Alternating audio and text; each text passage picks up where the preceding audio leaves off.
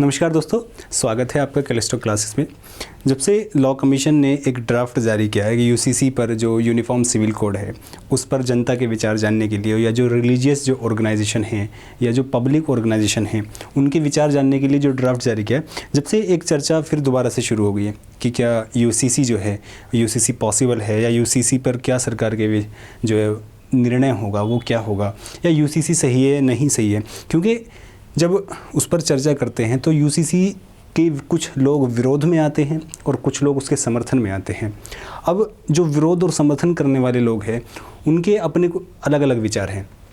जैसे जो उसके विरोध में लोग हैं वो विरोध में सिर्फ इसलिए है क्योंकि कोई उनसे कह रहा है कि वो उनके लिए हानिकारक है, जबकि वो जानते कुछ नहीं है यूसीसी के बारे में जो विरोध कर रहे हैं। बहुत से लोग उनमें ऐसे जो नहीं जानते हैं विरोध कर रहे हैं, और कुछ उनके जो यूसीसी के समर्थन में हैं वो सिर्फ समर्थन में इसलिए हैं क्योंकि उनको लगता है कि एक पक्ष उसका विरोध कर रहा है तो वो उनका हक है, यदि वो विरोध करेगा तो वो उनका समर्थन करेंगे। तो इस तरह के क्या ये विवाद है, क्या लॉ असल में है क्या, या भारत में कितने तरह के लोग हैं, उन सब को आज जानने की कोशिश करेंगे। और उस पर क्या पर्सपेक्टिव होना चाहिए, आना चाहिए या नहीं आना चाहिए, उन सब बातों को आज जानेंगे। उन सब से जानने से पहले ये देखते हैं कि आखिर भारत में लोग कितने टाइप के हैं, या लॉ का जो क्लासिफिकेशन हो कैसे है। देखिए, बेसिकली हमारे जो देश में जो लॉ है वो दो प्रकार के हैं। एक है पब्लिक लॉ, एक है पर्सनल लॉ। पब्लिक लॉ में उस टाइप के लॉ आते हैं जैसे आप आईपीसी सीआरपीसी में जाते हैं, जैसे आप किसी की हत्या कर देते हैं, किसी का आप मर्डर कर देते हैं, तो आपको सज़ा जो है समान रूप से मिलेगी। आप चाहे किसी भी रिलीजियस कम्युनिटी से हो, आप किसी भी रिलीजन से रिलेट करते हो, आपको समान सज़ा मिलेगी। जैसे टैक्स है, आपको समान रूप से टैक्स भरना पड़ेगा। यदि आप टैक्स की एक श्रेणी को पार कर रहे हैं तो आपको समान रूप से टैक्स भरना पड़ेगा। उसी तरह कुछ होते हैं पर्सनल लॉ।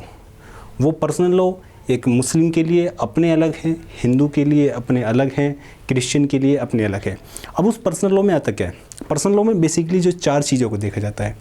एक हमारी मैरिज जो होती है, शादी, एक डिवोर्स आता है, एक अडॉप्शन आता है, और एक आता है मेंटेनेंस। इन चार चीज़ों को लेकर पर्सनल लॉ बनाए, पर्सनल लॉ आते हैं उनमें, और इन्हीं को लेकर, इन्हीं चार चीज़ों से जो रिलेटेड जो यूनिफाइड कानून बनाने की बात की जा रही है वो ही यूसीसी है।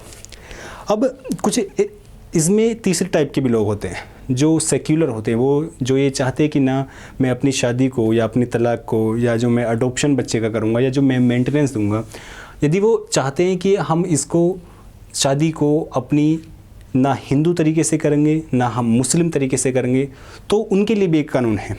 उनके लिए एक कानून है स्पेशल मैरिज एक्ट 1954। 1954 का स्पेशल मैरिज एक्ट जो है वो उन्हीं तरह के लोगों के लिए है। अब वो चाहे तो उस पर अपनी जो है शादी रजिस्टर करा सकते हैं। अब ये तो हमने देखा कि कैसे जो कानून है वो कितने टाइप के होते हैं। अब ये यूसीसी आखिर क्या है?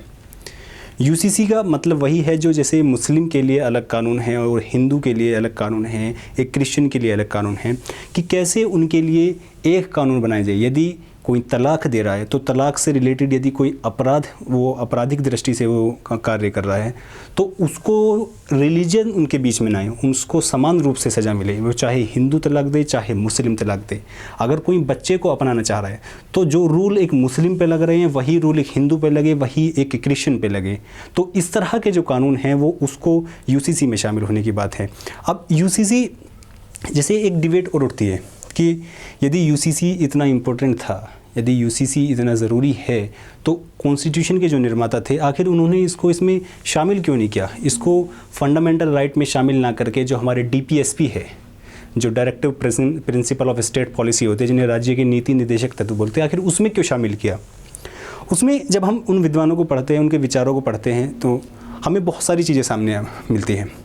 उसमें जैसे जब उनकी कोटेशन हम पढ़ते हैं तो जब विवाद उस पर, जब डिबेट हो रही थी उस पर, तो ये जो उसमें कुछ विरोध करने वाले थे या समर्थन करने वाले थे, जो ये चाह रहे थे कि इसको फंडामेंटल राइट्स में ना डालकर डीपीएसपी में डाले, और वो बात हुई भी वो उस तरह की, तो उन्होंने कुछ अपने विचार दिए। वो बोले थे कि अभी जो हमारी सोसाइटी है, अभी देश आज़ाद हुआ है, सोसाइटी जो है उसके लिए तैयार नहीं है।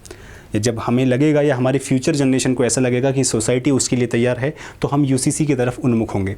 दूसरा वो कारण ये था कि आप जानते हैं कि देश में जो है माइग्रेशन हुआ था, जो पाकिस्तान है, पाकिस्तान का जो आज का पाकिस्तान है, वहाँ से लोग जो है माइग्रेट करके इधर आए थे। तो देश में ऐसा माहौल था कि जो कॉन्स्टिट्यूशन निर्माता थे वो ये चाहते थे कि लोगों में, उन माइग्रेट वाले लोगों में या जो देश में जो अल्पसंख्यक समुदाय हैं, उनको इस तरह का संदेश ना जाए कि उन पर कुछ धार्मिक जो चीज़ें हैं उनको थोपी जा रही हैं। क्योंकि कभी कभी ऐसा होता है, हमारी इंटेंशन अच्छी होती है, लेकिन यदि हम अपना संदेश जो है वो सही तरीके से कन्वे नहीं कर पाते तो उसका संदेश जो है वो गलत चला जाता है। तो उसी से बचने के लिए, उन चीज़ों से बचने के लिए कॉन्स्टिट्यूशन निर्माताओं ने उसको फंडामेंटल राइट्स में ना डालकर जो आर्टिकल 44 है उसमें डाला। अब यूसीसी के बाद एक विवाद और उठा कि यूसीसी पर तो वो चर्चा थम गई वहाँ पर कि यूसीसी को फ्यूचर जनरेशन को देखते हैं कि फ्यूचर जनरेशन जब देखेगी कि सोसाइटी उसके लिए हमारी तैयार है तो वो उस पर जो है अपना फैसले लेगी सिचुएशन के हिसाब से, समय के हिसाब से। अब तभी 1950-51 जो 52 वाला समय था, जो 52 के इलेक्शन से पहले समय था, उस पर एक जो है एक डिबेट और उठती है जिस पर अंबेडकर जी और नेहरू जी उसके सेंटर में होते हैं। अंबेडकर जी चाहते थे कि औरतों के जो अधिकार है उनको पूरी तरीके से वो अधिकार मिले, और उस अधिकार को करने के लिए वो चाहते थे कि एक हिंदू कोड बिल आए। अब नेहरू जी इससे आशंकित थे, उन्होंने अंबेडकर जी से इसके लिए आग्रह भी किया कि हम इलेक्शन तक, 1952 का पहला इलेक्शन था, कि उस तक रुकते हैं कि मैं जनता के पास जाऊंगा और जनता को बताऊंगा कि मैं इस तरह का एक बिल लाने जा रहा हूं, यदि वो मुझे वोट करती है तो इस तरह का हम एक बिल लेके आएंगे। तो उसमें बहुत सारे विवाद हुए। अंबेडकर जी ने उसमें इस्तीफ़ा दिया और बाद में जो 1954-55 में हिंदू कोड बिल आया और वो आप जानते हैं कि वो पास हुआ, और पास होने के बाद फिर उस पर यूसीसी पर, जो यूसीसी का एक तरीके से जिन था, फिर वो निकल कर बाहर आता है। जिन क्यों आता है? क्योंकि जब हिंदू कोड बिल लाया गया तो जो हिंदुओं में जो धार्मिक जो नेता थे, जो एक तरीके से जो रूढ़िवादी धार्मिक नेता थे, वो फिर निकल कर बाहर आते। वो कहते हैं कि आप हमारे जो धार्मिक मामले हैं उस पर आप हस्तक्षेप क्यों कर रहे हैं उसमें। अब जो हस्तक्षेप वो कर रहे थे, उन्होंने एक चीज़ और मांग की कि यदि आप इस तरह का कानून आप हिंदुओं के लिए ला रहे हैं तो आप क्यों इसमें सभी रिलीजियस को शामिल करके यूसीसी क्यों नहीं लाते हैं। तो फिर उस पर डिबेट शुरू हुई। अब उस पर डिबेट पर आगे जाने से पहले थोड़ा सा हिंदू कोड बिल को देखते हैं, क्योंकि हिंदू कोड बिल में जो 4 कानून थे उनको मर्ज करके एक बिल लाया गया, क्योंकि वो एक तरीके से एक प्रयोग करके देखना चाहते थे। क्योंकि आप जानते हैं कि हिंदू कम्युनिटी में, हिंदू रिलीजन्स में एक वर्ण व्यवस्था है। अब उस वर्ण व्यवस्था में जो डिफरेंट वर्ण हैं उनके अपने सिस्टम हैं, शादी का अपना सिस्टम है। तो वो चाहते थे कि कम से कम जो हमारी एक बहुसंख्यक जो जनता है उनके लिए एक यूनिफाइड कानून बनाया जाए।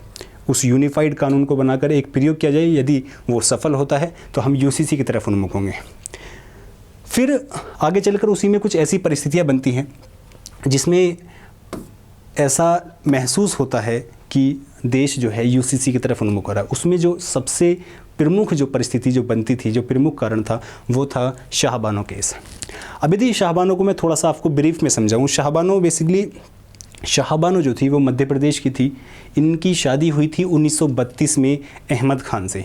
अहमद खान मध्य प्रदेश के रहने वाले थे और एक प्रतिष्ठित वकील थे, बड़े अच्छे वकील थे। वो 1946 में दूसरी शादी कर लेते। अब वो दूसरी शादी कर लेते क्योंकि आप जानते हैं कि इस्लाम में जो बहुविवाह है, जो शरिया कानून है, उसके हिसाब से अलाउ है। अब वो चीज़ें थोड़ी सी उनकी शायद परिवार में बिगड़ती हैं, तो 1975 में वो शाहबानो को अलग रहने के लिए बोल देते हैं। अब शाहबानो अपने बच्चों के साथ, 5 जो बच्चे होते हैं उनके साथ अलग रहने शुरू कर देती है। वो थोड़ा सा उनको खर्चा देते हैं कुछ समय तक, और फिर 1978 में वो शाहबानो को तलाक दे देते हैं। जब वो तलाक दे देते हैं तो वो जो तलाक है वो तलाक देते हैं ट्रिपल तलाक। अब इस्लाम में तलाक का मसला क्या है? जैसे यदि मैं मसले की तलाक के मसले की बात करूँ तो इस्लाम में तलाक जो है 2 तरीके से बताई गई है। एक होती है तलाक बिद्दत,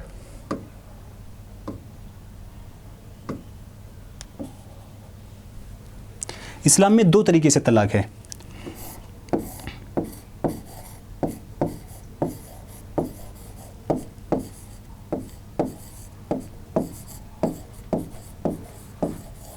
एक तलाक सुन्नत है और एक तलाक बिद्दत है।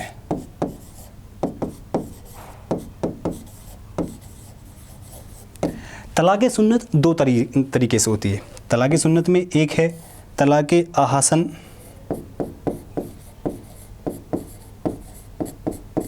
एक तलाक़ हसन।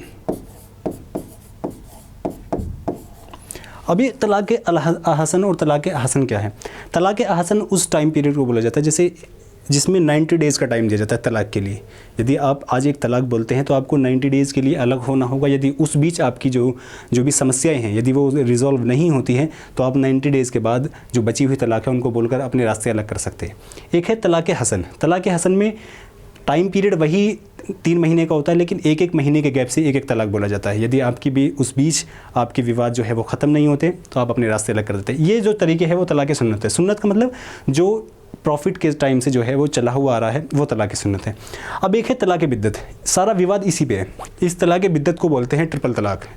जो जैसे आप देखते हैं कि नमक कम हो गया सब्ज़ी में, तलाक़ तलाक़ तलाक़। फ़ोन पे तलाक़ हो जाते हैं और मैसेज पे तलाक़ हो जाते हैं। तो थोड़ा सा झगड़ा होता है परिवार में, उस पर तलाक़ हो जाते हैं। सारा विवाद इस पे है, जिस पर बाद तलाक़ के बाद जब लोगों को होश आता है तो इस पर पछताते भी हैं लोग। तो ये सारा मसला ये। तो जो वो शाहबानों को जो तलाक़ दी जाती है वो तलाक़ बिद्दत है। अब उनको तलाक़ दी जाती है, अब वो अलग रहने जब उसके जो एक टाइम पीरियड होता है जिसको बोलते हैं इद्दत।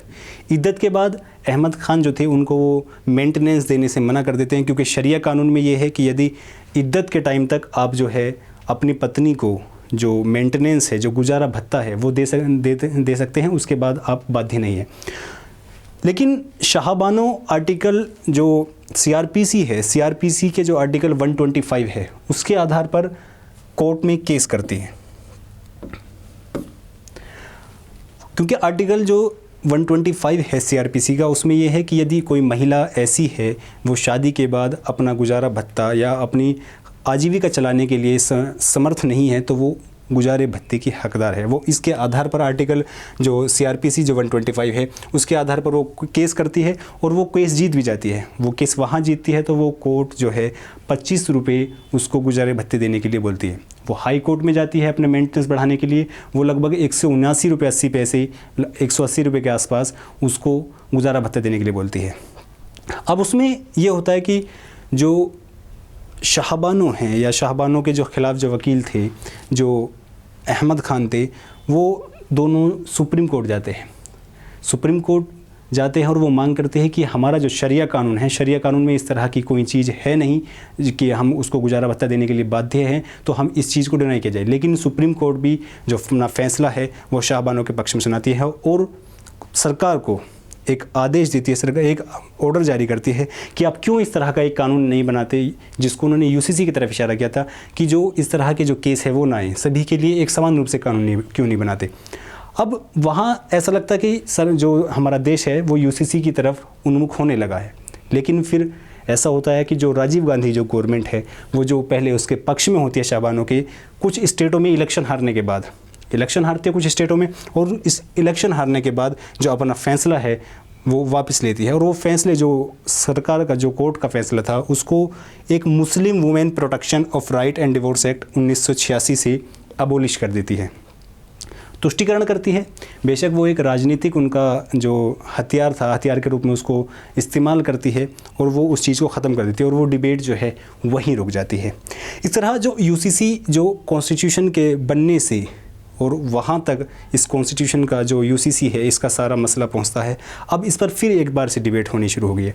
अब इसमें एक चीज़ और है कि क्या, जैसे गोवा में एक सिविल कोड है, जैसे उत्तराखंड ने अभी एक डिक्लेरेशन दिया कि हम अपने स्टेट में जो UCC है उसको लागू करेंगे। क्या ऐसा पॉसिबल है कि स्टेट अपने स्टेट में, कि कोई राज्य अपने राज्य में UCC को लागू करे?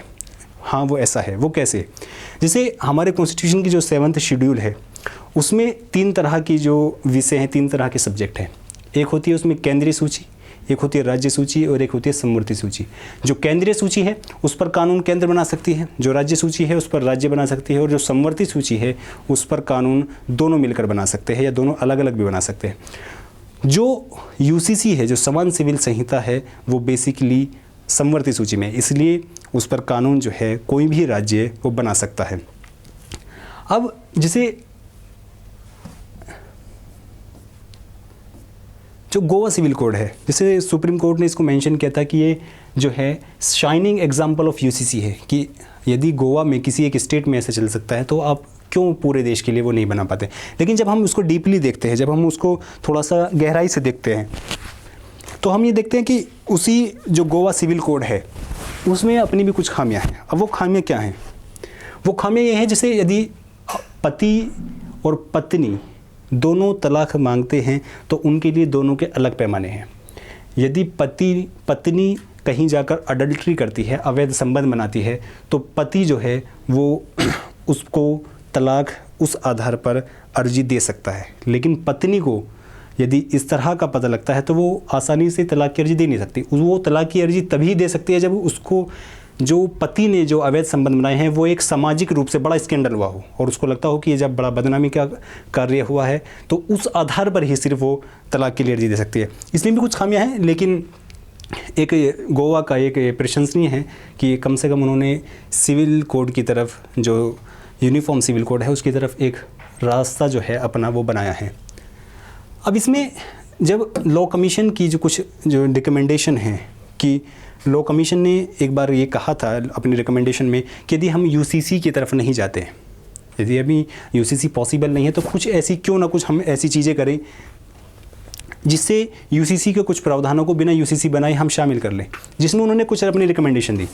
एक रिकमेंडेशन दी उन्होंने कि जो कंप्लीट जो रजिस्ट्रेशन है मैरिज का वो किया जाए, मतलब कंप्लीटली कंपलसरी रजिस्ट्रेशन हो मैरिज का। कैसे? जैसे आप जानते हैं कि हमारे देश में जो भी शादियां होती हैं उनमें से बहुत सारी जो मैक्सिमम शादियां हैं वो रजिस्टर ही नहीं होती हैं। तो उन्होंने जो मैरिज का रजिस्ट्रेशन को वो कंपलसरी करा। और जो दूसरा करा उन्होंने कि यदि शादी के बाद पति पत्नी की जैसे शादी हो चुकी है और शादी के बाद कोई संपत्ति वो खरीदते हैं तो तलाक के बाद वो शादी के बाद खरीदी हुई संपत्ति का आपस में बंटवारा एक समान रूप से हो। तीसरा उन्होंने कहा कि जो बहुविवाह जो कन्वर्जन के आधार पर है, जैसे आपने धर्मेंद्र का और हेमा मालिनी का आपने केस पढ़ा होगा कि उन्होंने सिर्फ शादी करने के लिए, क्योंकि इस्लाम में शादी अलाव है, तो शादी करने के लिए सिर्फ अपना धर्म परिवर्तन किया था। तो उस तरह का जो बहुविवाह जो धर्म के आधार पर, धर्म परिवर्तन के आधार पर है, उसको ख़त्म किया जाए। तो ये जो लॉ कमीशन ने अपनी इस तरह की रिकमेंडेशन दी थी।